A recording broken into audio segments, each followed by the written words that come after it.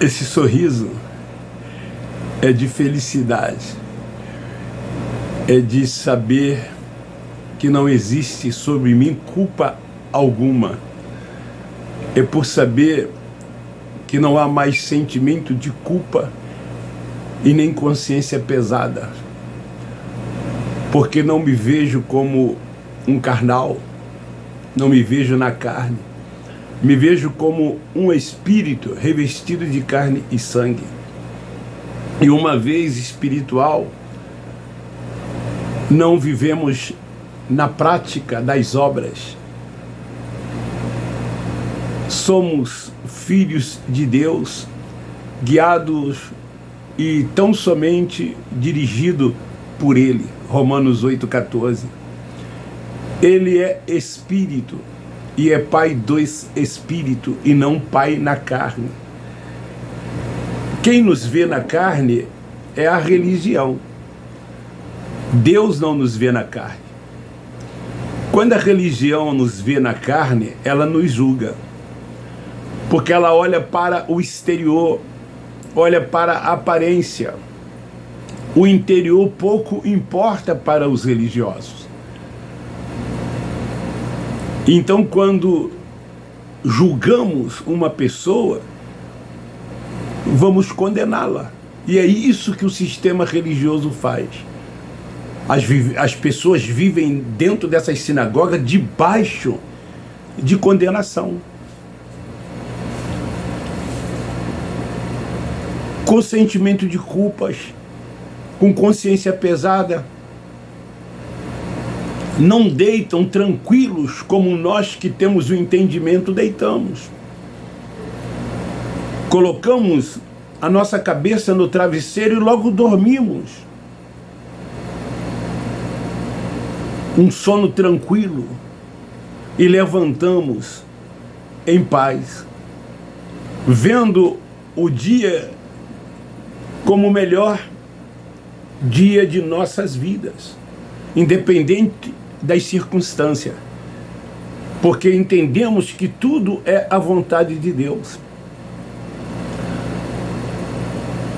Então, querido, esse sorriso é um sorriso de alegria, de paz, de felicidade, de tranquilidade, daqueles que reinam em vida.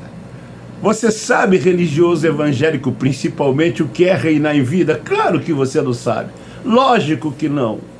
Você até pensa que sabe. Você sabe o que é descansar tão somente no Senhor? Lógico que não. Você pensa até que sabe. Você sabe o que é entender a perfeita, boa e agradável vontade de Deus? Lógico que não. Você até pensa que sabe. Você sabe o que é crescer na graça e no conhecimento de Deus? Lógico que não.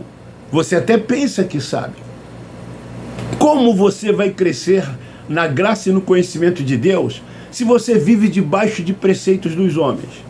Como você vai crescer no conhecimento de Deus se você vive seguindo homens, tendo um homem como a suposta autoridade espiritual sobre a sua vida, vendo este homem como um profeta, como um anjo da igreja, como um ungido de Deus, dando a ele status, garantindo a ele uma vida aqui com fartura e com abundância às suas custas, porque você é quem trabalha e você direciona os seus 10% e as suas ofertas em cada reunião dessa que você frequenta para eles gozarem de vidas fartas aqui.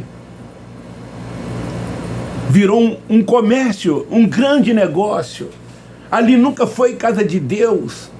Ali é um espaço físico onde Deus não habita. Atos 7:48, o Altíssimo não habita em templo feito pelas mãos dos homens. Construído ou alugado é um templo feito pelas mãos dos homens. Deus lá não está. Ali não é casa de Deus. Ali não é lugar de se buscar a Deus. Ali tem ritos, tem liturgias, tem cerimoniais. Ali tem achismo dos homens, preceitos, tem profetadas. Todas essas coisas que impõe medo, terror e pavor aos filhos de Deus, tirando-lhes a tranquilidade, o descanso nele. Essa é a mais pura verdade. Uma verdade que eles não gostam que nós falamos, porque quando o entendimento vem, as pessoas fogem desses lugares. Elas despertam, porque elas estão dormindo dentre os mortos, e o Espírito as fazem levantar, acordar, despertar. E elas rompem de uma vez por toda com esse sistema religioso, como um dia eu rompi depois de viver há 46 anos. Eu não sou frustrado, como alguns pensam que sou. Não tive aspas de igreja porque eu não quis. Já tinha o entendimento. Não percebia porque o véu estava posto sobre o meu rosto. Fui tudo o que você possa imaginar. Sou um teólogo formado na maior faculdade teológica das Assembleias de Deus. As natas aspas das Assembleias de Deus foram meus professores e depois me tornei colegas deles. Hoje tenho os ex-alunos que são aspas pastores de grandes igrejas. Poderia citar dois grandes nomes. Marcos Gregório, do Ministério Apacentar, estudou no IBP comigo, foi meu aluno. Marco Antônio, da comunidade da Zona Sul, foi meu aluno, estudou no IBP. E tantos outros. Fui professor de escola bíblica dominical, responsável pela educação religiosa de onde eu passei. Era respeitado. Lecionei em 3 seminários de 3 grandes Assembleias de Deus. Então não sou despeitado como muitos acham que sou. Aqui não está falando uma pessoa leiga que inventou algo e agora veio para o YouTube e está passando aquilo que acredita. Não! Eu estou passando a revelação do Evangelho eterno que foi revelado a Paulo, que estava oculto, que o sistema religioso nos escondeu.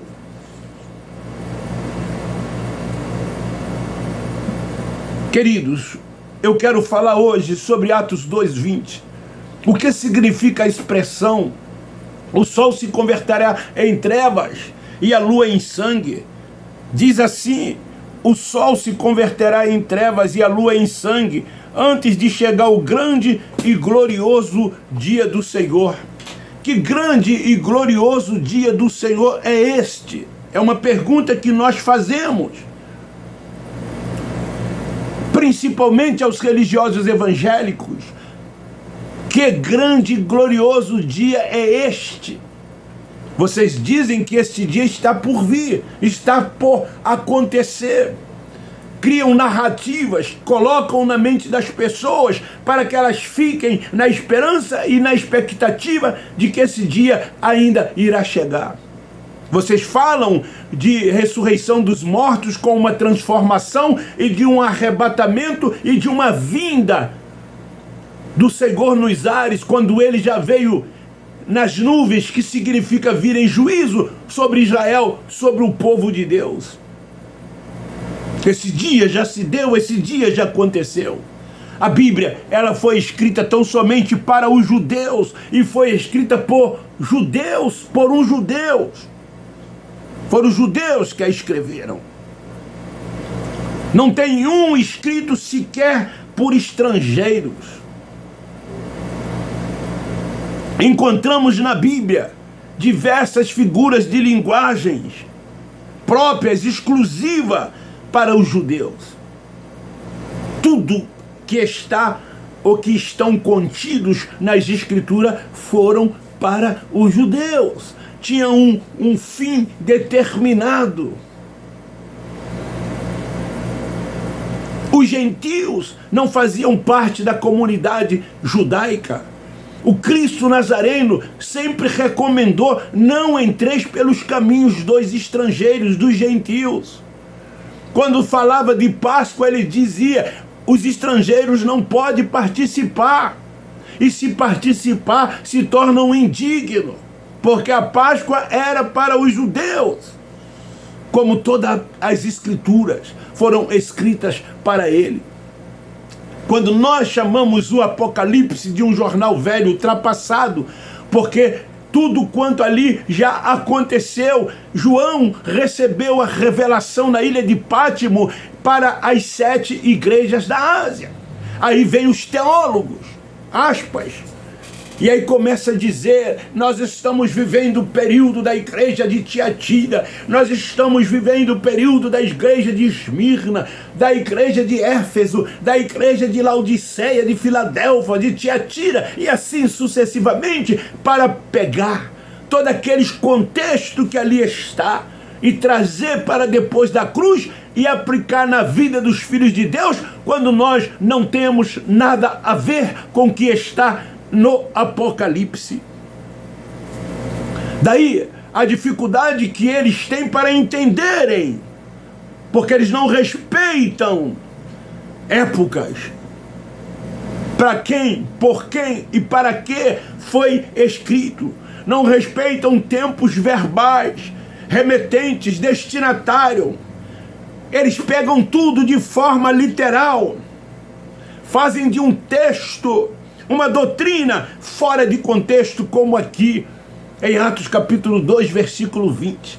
Eles dizem que literalmente o sol vai se transformar em trevas e a lua em sangue. Então, de acordo com esse texto, eles aguardam o sol se converter em trevas e a lua em sangue.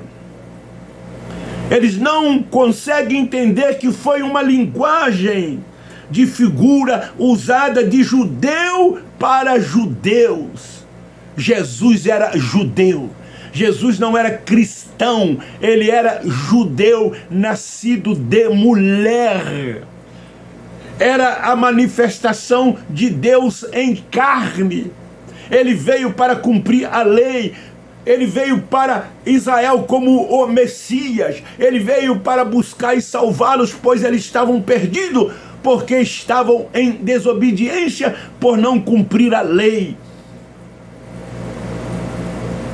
Era uma expressão muito usada, mas os judeus entendiam o que o Cristo Nazareno queria dizer, assim como João, quando usava de metáforas, de figuras de linguagem, de símbolo de alegria, eles entendiam aquilo que João queria dizer. Em Mateus, capítulo 24, primeiro livro histórico, que eles chamam de Evangelho, mas é livro histórico, Mateus, versículo 49, diz assim, 29, aliás, logo depois da aflição daqueles dias, se referindo à grande tribulação, o sol escurecerá, a lua não dará sua luz, as estrelas cairão do firmamento e os corpos celestes serão abalados.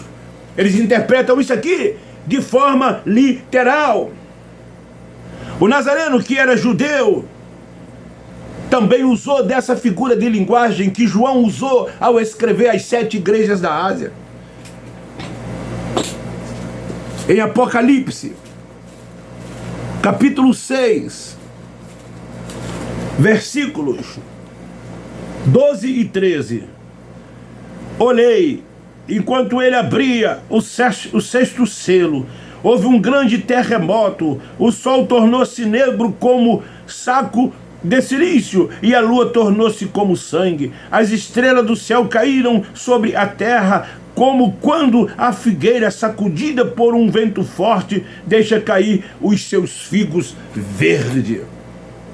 João também falou disso. Usou essas expressões, usou essas metáforas, essas figuras de linguagem. Esses elementos eram usados naqueles dias como metáfora e não era de forma literal, tal como estava escrito, assim como interpretam os teólogos, os professores de escolas bíblicas dominicais, os famosos pregadores e preletores, os teólogos que se dizem conhecedores da Bíblia, da palavra, as suas interpretações são de forma literais, fazendo disso uma doutrina.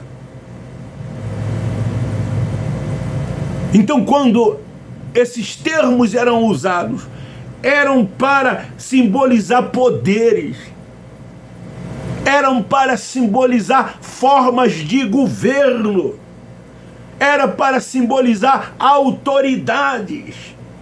Eu quero ler em Gênesis, capítulo 1, religiosos, versículo 18. Gênesis 1, 18. Olha o que diz. Para governar o dia e a noite. Quem é que governa o dia? Não é o sol? O sol é o que? É um governo. Deus o fez para governar o dia. A noite, a lua, é o governo. E todos para fazer separação entre a luz e as trevas. Quando o sol se vai, a escuridão da noite vem. Quando a lua se vai, a claridade do dia chega. E viu Deus que isso era bom. Somente quem tem o Espírito de Deus pode entender essas coisas. Somente quem tem o entendimento pode entender essas coisas. Somente quem é dirigido e guiado pelo Espírito Santo de Deus pode entender essas coisas. Está voltado tão somente para este único Deus soberano, Criador de tudo e de todas as coisas. O sol era governo, queridos. A lua também era governo. Então, os judeus usavam como figura de linguagem, como metáfora. Por isso que essas expressões não podem ser interpretadas de forma literal, como interpretam os religiosos. Eram dentro da cultura judaica, do conhecimento dos judeus. Ainda em Gênesis capítulo 37, para mostrar para vocês que vocês estão enganando, mentindo para os filhos de Deus, que estão lá cegos, sendo guiados por vocês que são cegos, dando para eles leite, sempre as mesmas coisas, não crescem, são raquíticos,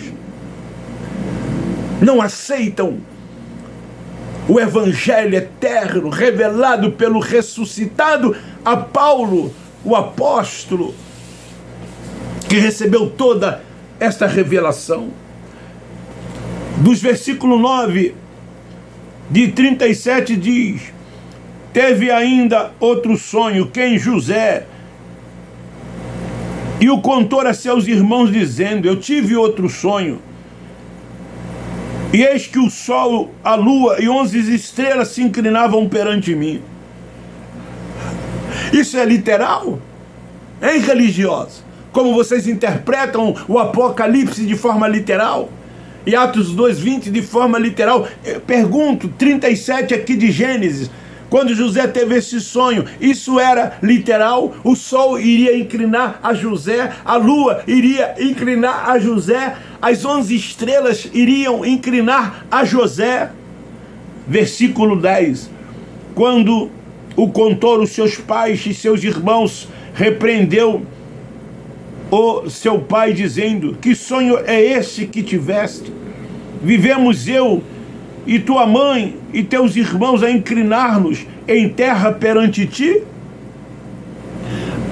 O pai de José deu a interpretação correta.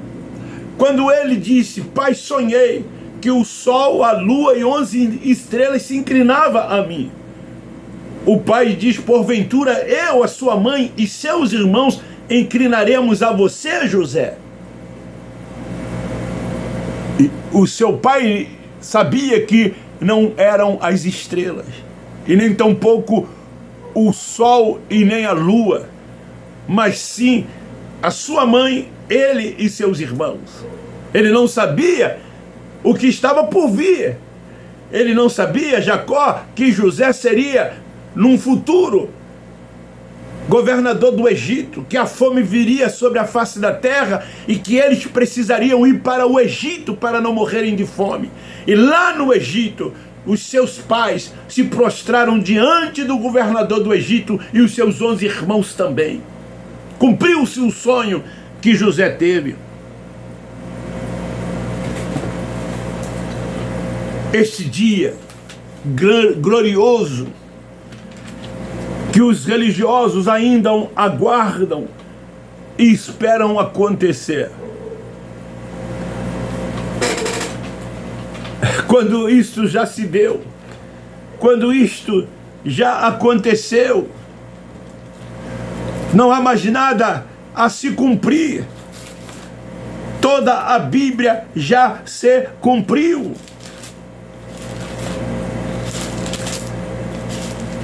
Não há mais profecia para se cumprir. Não há mais ministério de profeta. Há profetada dentro desses lugares. O Senhor me revela, o Senhor me mostra. Eu estou vendo isso, eu estou vendo aquilo. Eles jogam e as pessoas, por serem sentimentais e emocionais, elas acreditam, aceitam, porque não conhecem a palavra, não são dirigidas e guiadas pelo Espírito Santo. Elas querem os achismos e os prefeitos dos homens, seguir a homens. Em Isaías capítulo 13, versículo 9 diz assim: vede, o dia do Senhor vem. Isaías profetizou. Horrendo, como furor e ira ardente, para pôr a terra. Que terra era essa? A terra de Israel em assolação, e para destruir do meio dela os pecadores. Quem eram os pecadores? Se pecado era transgressão da lei, quem é que transgrediam a lei? Eram os judeus. E Jesus veio o quê? Buscar e salvar as ovelhas perdidas da casa de Israel. João, na sua primeira epístola, ele fala que aquele que disser que não tem pecado é mentiroso, porque todos os judeus eram pecadores. Paulo, escrevendo aos Romanos capítulo 3, versículo 23, ele disse: todos os judeus pecaram e foram destituídos. As estrelas dos céus e os astros não darão a sua luz, o sol se esconderá ao nascer e a lua não fará resplandecer a sua luz. Eu disse que tudo isso se refere a governo, a autoridades, e isso se cumpriu, isso se deu. Essa profecia de Isaías que foi contra a Babilônia. Olha o versículo 17. O que diz no versículo 17? Vede, eu despertarei contra eles os medos, que não farão caso da prata, nem tampouco desejarás ouro. Tudo metáfora. Tudo aqui metáfora. Para o quê? Para a mudança de governo.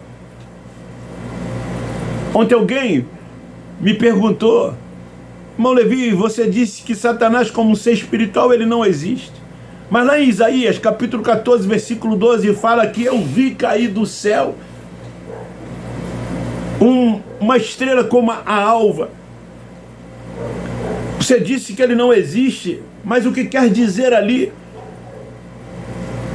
Os religiosos acreditam que Satanás caiu do céu. Ele existe por causa disso. Quando ali se refere ao rei de Tiro e o rei da Babilônia, eles eram o quê? Soberbos, arrogantes. E eles iriam cair do seu trono. Seriam destronados, seriam humilhados, como foram humilhados. Deus fazia isso. Usava os inimigos contra o seu povo, que era o povo de Israel. Mas Deus levantava um libertador e depois ele se opunha contra os inimigos do seu povo. Então, queridos, tudo metáfora, tudo figura de linguagem, tudo símbolos, alegoria para mudança de governo, se referia a autoridades, potestades, autoridades, governo. Em Gênesis 1, a lua governar a noite, o sol governar o dia, e viu Deus que tudo que fez era bom. As estrelas que se inclinaram a José foram seus 11 irmãos. A lua que se inclinou a José foi a sua mãe. O sol que se inclinou a José foi o seu pai. Então, este sol de Atos 2:20 não se converteu em trevas, e nem a lua em sangue. Isso é mais uma mentira, é mais um engano da religião para te prender dentro desses lugares, ou apreender dentro desses lugares, para te extorquir. Eles querem de você o leite, eles querem de você a lã, a gordura, a manteiga. Fica aí, beijo no seu coração, um forte abraço, divulgue e compartilhe. Está